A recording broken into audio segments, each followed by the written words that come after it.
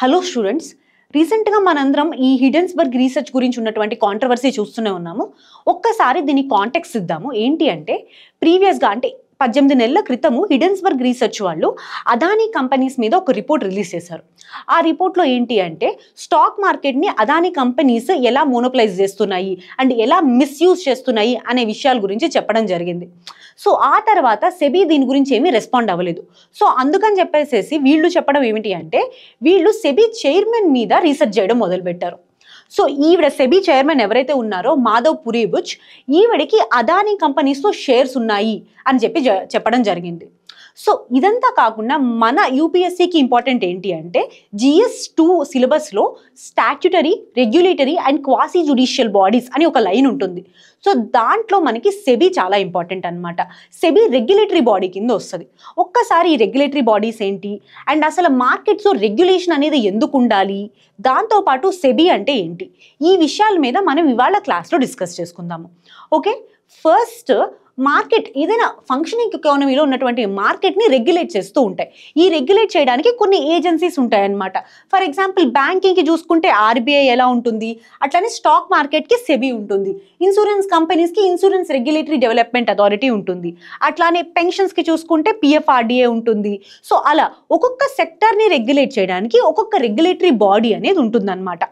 అయితే ఇక్కడ క్వశ్చన్ ఏంటి అంటే అసలు ఈ మార్కెట్ని ఎందుకు రెగ్యులేట్ చేయాలి అనేది క్వశ్చన్. సో దీనికి 3 మేజర్ ఇంపార్టెంట్ రీజన్స్ చూద్దాం మనం, అసలు మార్కెట్ని ఎందుకు రెగ్యులేట్ చేయాలి అని చెప్పేసి. First, monopolies.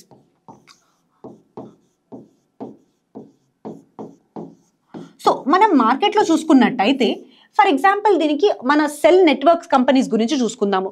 2010 ఆర్ 2005 ఆ టైంలో చూసుకున్నట్టయితే మనకి సెల్ ఫోన్ కంపెనీస్ ఎన్ని ఉండేవి, టాటా డొకోమో అని, వోడాఫోన్ అని చెప్పేసి చాలా సెల్ ఫోన్ కంపెనీస్ అండ్ వాళ్ళ మార్కెట్ షేర్స్ కూడా డిఫరెంట్గా ఉండేవి, అంటే 10%, 20% అట్లా. సో ఇప్పుడు 2024లో చూసుకుంటే ఎన్ని major cell phone network companies మిగిలాయి మనకి, ఓన్లీ జియో అండ్ ఇంకా ఎయిర్టెల్, ఈ 2 మాత్రమే మేజర్ సెల్ ఫోన్ నెట్వర్క్స్ మిగిలాయి. సో దీన్నే మార్కెట్ని మోనోపలైజ్ చేయడము అంటారు. సో ఈ మార్కెట్ మోనోపలీ వల్ల ఏమవుతుంది అంటే ఫ్యూ ఇన్స్టిట్యూషన్స్ ఏవైతే ఉంటాయో, ఫ్యూ కంపెనీస్ ఏవైతే ఉంటాయో వాళ్ళ ప్రాఫిట్స్ కోసము ఈ మోనోపోలిస్టిక్ టెండెన్సీస్కి పాల్పడుతూ ఉంటారు. అండ్ వీళ్ళు మోనోపోలిస్టిక్ టెండెన్సీస్కి పాల్పడిన తర్వాత ఏమవుతుంది, వీళ్ళు యాంటీ కాంపిటేటివ్ ప్రాక్టీసెస్కి పాల్పడతారు. ఇప్పుడు ఈ యాంటీ కాంపిటేటివ్ ప్రాక్టీసెస్ అంటే ఏంటి అంటే వీళ్ళు ప్రైస్ ఫిక్సింగ్ చేసుకోవచ్చు. అంటే ఏంటి, ఇప్పుడు ఓన్లీ 2 కంపెనీస్ మాత్రమే మిగిలాయి కదా, వీళ్ళిద్దరూ కలిపి నెట్వర్క్ రేట్స్ని పెంచుకోవచ్చు. సో ఇదొక యాంటీ కాంపిటేటివ్ ప్రాక్టీస్ అంటారు. అదే కాకుండా మార్కెట్ షేర్స్ను కూడా డివైడ్ చేసుకోవచ్చు. ఫర్ ఎగ్జాంపుల్ ఏంటి అంటే నార్త్ ఇండియా అంతా ఒక కంపెనీ, అంటే రీజనల్ వేరియేషన్గా నార్త్ ఇండియా అంతా ఒక కంపెనీ డామినేట్ చేసేటట్టు, అట్లానే సౌత్ ఇండియా అంతా ఇంకొక కంపెనీ డామినేట్ చేసేటట్టు, అట్లా మార్కెట్ షేర్స్ కూడా వీళ్ళు చేసుకోవచ్చు. సో ఇలాంటి మోనోపోలీస్ ఉండడం వల్ల యాంటీ కాంపిటేటివ్ ప్రాక్టీసెస్ అనేవి ఎక్కువ అవుతాయి ఎకానమీలో. ఇలాంటి వాటిని కంట్రోల్ చేయాలి అంటే మనకి ఒక రెగ్యులేటరీ బాడీ అనేది ఉండడం అవసరం. ఇది ఫస్ట్ మేజర్ రీజన్. రెండవ రీజన్ వచ్చేటప్పటికి ఇన్ఫర్మేషన్ డిస్క్లోజర్.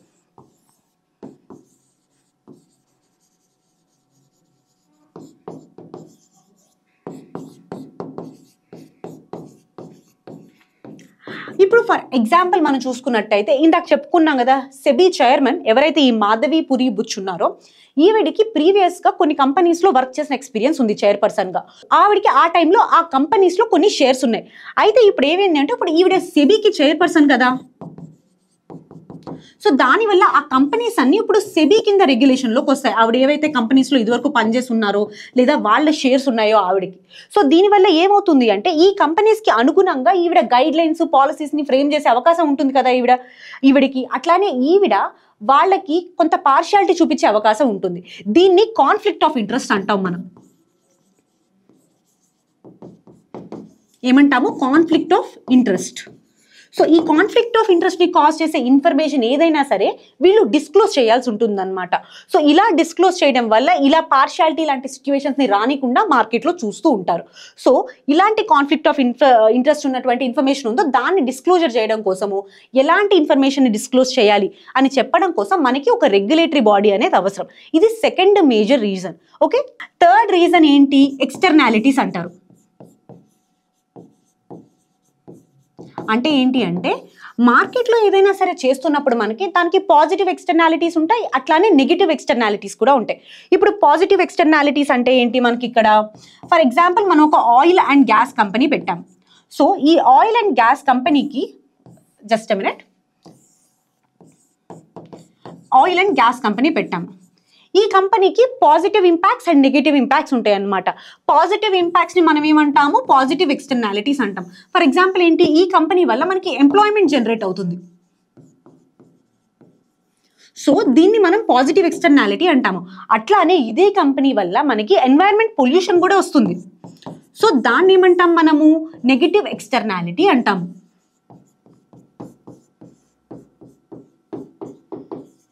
సో ఇలా నెగిటివ్ ఎక్స్టర్నాలిటీస్ ఏవైతే ఉంటాయో ఈ ఎక్స్టర్నాలిటీస్ మీద రెగ్యులేషన్ ఉంచడానికి మనకి ఒక రెగ్యులేటరీ బాడీ కావాలి.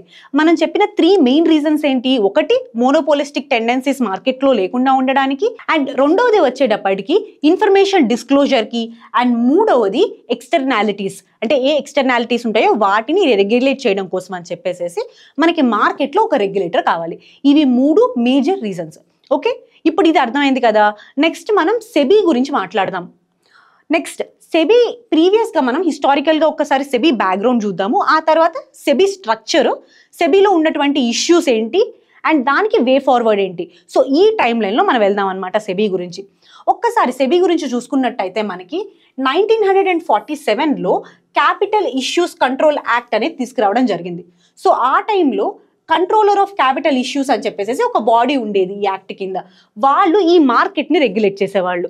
అప్పట్లో సెబీ ఉండేది కాదు. ఫస్ట్లో ఉన్న బాడీ పేరేంటి, controller of capital issues. Okay, ఆ తర్వాత మనకి సెబీని 1988లో స్టార్ట్ చేశారు. అదే securities and exchange board of India. So అప్పట్లో దీనికి లీగల్గా కానీ స్టాట్యుటరీగా కానీ ఎలాంటి బ్యాకింగ్ లేదు, జస్ట్ బాడీ లాగా మాత్రమే పెట్టడం జరిగింది. ఆ తర్వాత 1992లో సెబీ యాక్ట్ని తీసుకొచ్చారు. ఈ యాక్ట్ ద్వారా సెబీ ఒక స్టాట్యుటరీ బాడీ, అంటే ఒక లీగల్ బాడీగా అయ్యిందనమాట. సో ఇది సెబీ యొక్క హిస్టారికల్ బ్యాక్గ్రౌండ్ చూసుకున్నట్టయితే. నెక్స్ట్ సెబీ స్ట్రక్చర్ చూద్దాం, అంటే సెబీలో అసలు ఎవరెవరు ఉంటారు అని చెప్పి. సో ఫస్ట్ సెబీ యొక్క చైర్పర్సన్ ఉంటారనమాట, ఒక చైర్పర్సన్ ఉంటారు. ఈయన్ని సెంట్రల్ గవర్నమెంట్ నామినేట్ చేస్తుంది. ఓకే, సెకండ్ వచ్చేటప్పటికి ఒక బోర్డు మెంబర్ ఉంటారు, ఈయన్ని ఆర్బీఐ నామినేట్ చేస్తుంది. అండ్ థర్డ్ వచ్చేటప్పటికి ఇద్దరు ఫినాన్స్ మినిస్ట్రీ దగ్గర నుంచి వచ్చినటువంటి మెంబర్స్ ఉంటారనమాట, ఫినాన్స్ మినిస్ట్రీ మెంబర్స్. అండ్ దాంతోపాటు 5 మెంబర్స్ ఉంటారు, వీళ్ళు సెంట్రల్ గవర్నమెంట్ ద్వారా ఎలెక్ట్ చేయబడతారు. సో ఇది సెబీ యొక్క స్ట్రక్చర్ ఏంటి, ఒక పర్సన్ చైర్పర్సన్, ఈయన సెంట్రల్ గవర్నమెంట్ అపాయింట్ చేస్తారు. అండ్ రెండవది ఒకటి ఆర్బీఐ నుంచి వచ్చినటువంటి మెంబరు, ఇంకొకళ్ళు ఫైనాన్స్ మినిస్ట్రీ నుంచి వచ్చినటువంటి మెంబర్స్, అండ్ 5 సెంట్రల్ గవర్నమెంట్ నుంచి ఎలెక్ట్ చేయబడినటువంటి మెంబర్స్. సో ఇది సెబీ యొక్క కాంపోజిషన్ చూసుకున్నట్టయితే. మీరు ఇక్కడ ఒక విషయం గమనించాలి, మనం తర్వాత దాని గురించి మాట్లాడుకుందాం ఇష్యూస్లో. ఇక్కడ మాక్సిమం మెంబర్ ఆఫ్ మెంబర్స్ డైరెక్ట్గా కానీ ఇండైరెక్ట్గా కానీ సెంట్రల్ గవర్నమెంట్ ద్వారానే అపాయింట్ చేయబడుతున్నారు కదా. సో ఈ విషయం మీరు గుర్తుపెట్టుకోవాల్సి ఉంటుంది. నెక్స్ట్ చూసుకున్నట్టయితే ఫంక్షన్స్ ఆఫ్ సెబీ ఏంటి, అసలు సెబీకి ఉన్న ఫంక్షన్స్ ఏంటి. బ్రాడ్గా 3 ఫంక్షన్స్ ఉంటాయి దీనికి. ఒకటి ప్రొటెక్టివ్ ఫంక్షన్ అంటారు, అంటే ఏంటి అంటే ఎవరైతే ఈ స్టాక్ మార్కెట్స్లో వాళ్ళ ఇన్వెస్ట్మెంట్స్ని పెడుతున్నారో వాళ్ళ యొక్క ఇంట్రెస్ట్ని ప్రొటెక్ట్ చేయడం. ఫర్ ఎగ్జాంపుల్ వాళ్ళ ఇంట్రెస్ట్ని ప్రొటెక్ట్ చేయడానికి సెబీ ఏం తీసుకొస్తుంది, ఒకటి కన్స్యూమర్ అవేర్నెస్ గైడ్ లైన్స్ తీసుకొస్తుంది.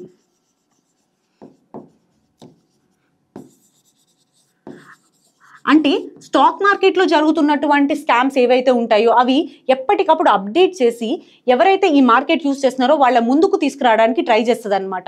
సో దట్ దానివల్ల ఎవరైతే ఇన్వెస్ట్ చేస్తున్నారో వాళ్ళకి ఎలాంటి హాని జరగకుండా, ఎలాంటి నష్టం జరగకుండా ట్రై చేస్తుంది. సో ఇది ప్రొటెక్టివ్ ఫంక్షన్ సెబీ యొక్క. నెక్స్ట్ ఇది వచ్చేటప్పటికి రెగ్యులేటరీ ఫంక్షన్. ఇది స్టాక్ మార్కెట్ని రెగ్యులేట్ చేస్తుంది. ఎలా రెగ్యులేట్ చేస్తుంది అంటే ఫస్ట్ స్టాక్ బ్రోకర్స్ ఉంటారు కదా,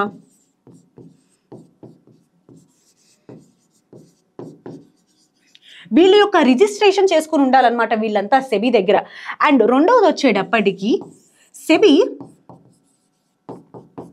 కొన్ని గైడ్ లైన్స్ని ఫామ్ చేస్తుంది, గైడ్ లైన్స్ని అండ్ రూల్స్ని ఫామ్ చేస్తుంది స్టాక్ మార్కెట్ సాఫీగా జరగడానికి. సో సో ఎవరైనా సరే ఈ రూల్స్ ని పాటించకపోయినా వీళ్ళని పీనలైజ్ చేసేటటువంటి అధికారం సెబీ దగ్గర ఉంటుందన్నమాట. సో ఈ రెండు సెబీ యొక్క రెగ్యులేటరీ ఫంక్షన్ అని చెప్పొచ్చు. నెక్స్ట్ ఇది డెవలప్మెంట్ ఫంక్షన్. ఇక్కడ డెవలప్మెంట్ అంటే స్టాక్ మార్కెట్ యొక్క డెవలప్మెంట్ ఫంక్షన్ అని చెప్పాలి. అంటే ఏంటి అంటే మార్కెట్ యొక్క ఎదుగుదలకి సెబీ చేసేటటువంటి ఫంక్షన్స్. అండ్ దాంతో పాటు కన్జ్యూమర్ అంటే కస్టమర్ ఎవరైతే ఉంటారో ఈ మార్కెట్స్ లో వాళ్ళకి ఈజ్ ఉండాలి మార్కెట్ లో. సో ఇలాంటి వాటి కోసం తీసుకొచ్చేవి డెవలప్మెంట్ ఫంక్షన్ కింద చెప్తాము. ఫర్ ఎగ్జాంపుల్ ఏంటి, సెబీ డీమ్యాట్ అకౌంట్ తీసుకొచ్చింది. సో ఈ డీమ్యాట్ అకౌంట్ వల్ల ఆన్లైన్లోనే మనం ట్రేడింగ్ చేసుకునే అవకాశం కల్పించింది. సో దానివల్ల కస్టమర్కి ఈజ్ అనేది వస్తుంది. కాబట్టి దీన్ని డెవలప్మెంట్ ఫంక్షన్ కింద మనం కేటగరైజ్ చేసామన్నమాట. ఇంకా సెబీ ఏం చేసింది డెవలప్మెంట్ ఫంక్షన్ కింద అంటే T+2 settlement system, T+1 settlement system అవి తీసుకొచ్చింది. అంటే ఒక మార్కెట్లో ఒక స్టాక్ కొన్న తర్వాత 1 డేలో వాళ్ళకి సెటిల్ చేసేయాలి, లేదా 2 డేస్లో వాళ్ళకి సెటిల్ చేసేయాలి. సో ఇలాంటి సిస్టమ్స్ తీసుకురావడం వల్ల స్టాక్ మార్కెట్ యొక్క ఫర్దర్ డెవలప్మెంట్ అనేది ఉంటుందన్నమాట. So that transparency and accountability అనేవి మార్కెట్స్లో ఉంటాయి. ఓకే, ఇది ఫంక్షన్స్ ఆఫ్ ద సెబీ గురించి చూసుకున్నట్టయితే మనం నెక్స్ట్ అసలు ఇష్యూస్ ఏంటి, సెబీలో ఉన్న ఇష్యూస్ ఏంటి అని చూద్దాం. ఫస్ట్ ఇష్యూ మనం ఆల్రెడీ ఇందాక మాట్లాడుకుంది. ఇక్కడ మన స్ట్రక్చర్ ఆఫ్ సెబీలో ఒక ఇష్యూ ఉందన్నమాట. స్ట్రక్చరల్ ఇష్యూ కింద చెప్పొచ్చు దీన్ని. ఫస్ట్ ఏంటి, అపాయింట్మెంట్స్లో ఎక్కువగా పొలిటికల్ ఇంటర్ఫరెన్స్ ఉండడం. సో ఇక్కడ మనం చూసుకున్నప్పుడు స్ట్రక్చర్లో మ్యాక్సిమం మెంబర్స్ డైరెక్ట్గా కానీ లేదా ఇండైరెక్ట్గా కానీ ఆర్బీఐ ద్వారా కానీ సెంట్రల్ గవర్నమెంట్ ద్వారా అంటే కంప్లీట్గా సెంట్రల్ గవర్నమెంట్ ద్వారా వీళ్ళు అపాయింట్ చేయబడుతున్నారు. సో దానివల్ల ఏమవుతుంది, సెంట్రల్ గవర్నమెంట్లో ఏ గవర్నమెంట్ అయితే ఉంటుందో ఆ గవర్నమెంట్కి అనుగుణంగా వీళ్ళ పాలసీస్ని తీసుకోవడము, వీళ్ళ స్టాండ్ని తీసుకోవడం ఉంటుంది. సో దానివల్ల ఆ గవర్నమెంట్కి ఎవరైతే ఫర్గా ఉన్న బిజినెస్ పీపుల్ ఉంటారో వాళ్ళకి వీళ్ళు హెల్ప్ చేస్తూ ఉంటారు. అండ్ వాళ్ళ యొక్క ప్రాఫిట్స్ కోసం అని చెప్పేసి వీళ్ళు పనిచేస్తూ ఉంటారు అనమాట. సో ఇలాంటివి వచ్చే అవకాశం ఉంటుంది. ఏంటిది, అపాయింట్మెంట్స్ విషయంలో పొలిటికల్ ఇంటర్ఫరెన్స్ అని చెప్పొచ్చు.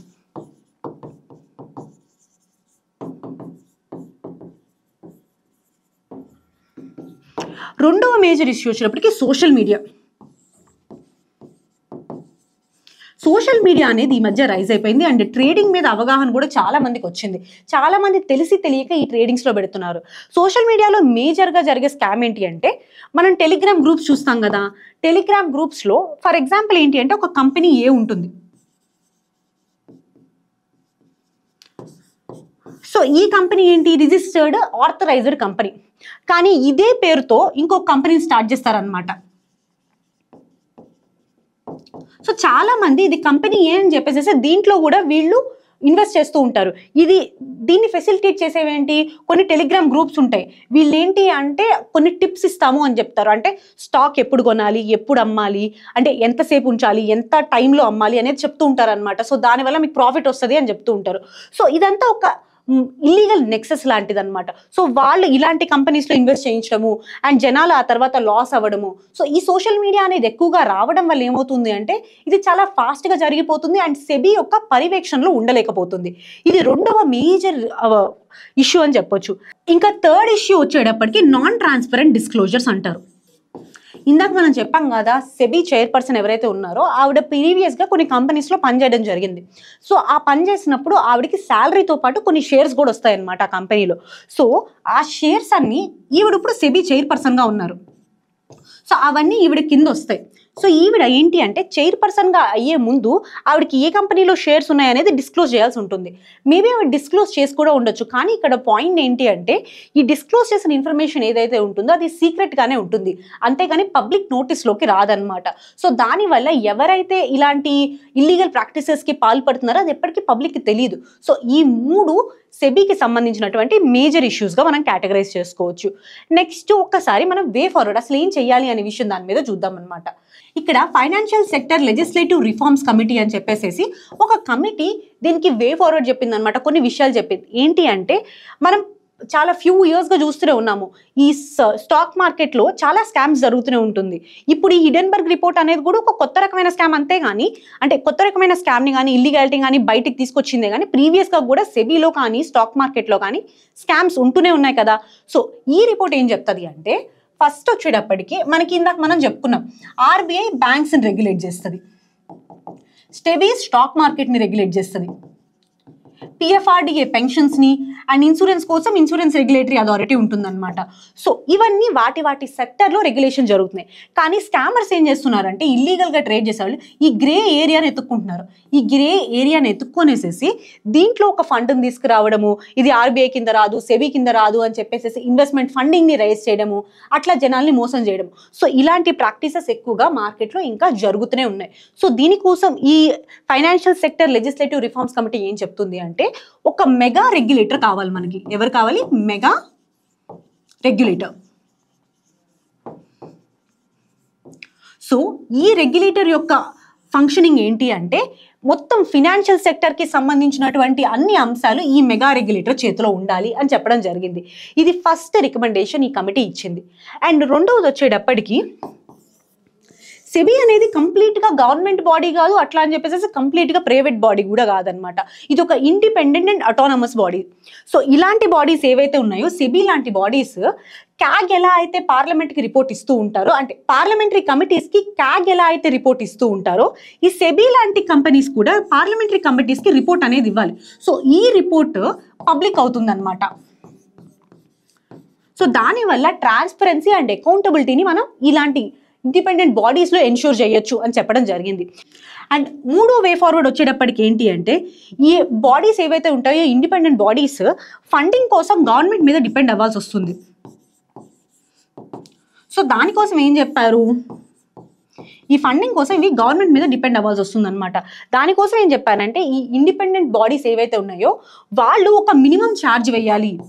ఎవరైతే స్టేక్ హోల్డర్స్ ఉంటారో, అంటే ఎవరైతే కన్జ్యూమర్స్ ఉంటారో వాళ్ళ మీద మినిమం ఛార్జ్ వేయాలి. సో ఆ ఛార్జ్ ద్వారా వాళ్ళ ఫండింగ్ నీడ్స్ తీర్చుకోవాలి. సో దట్ వీళ్ళు గవర్నమెంట్ మీద ఇంకా డిపెండ్ అయ్యే అవసరం అనేది తగ్గుతుంది కదా.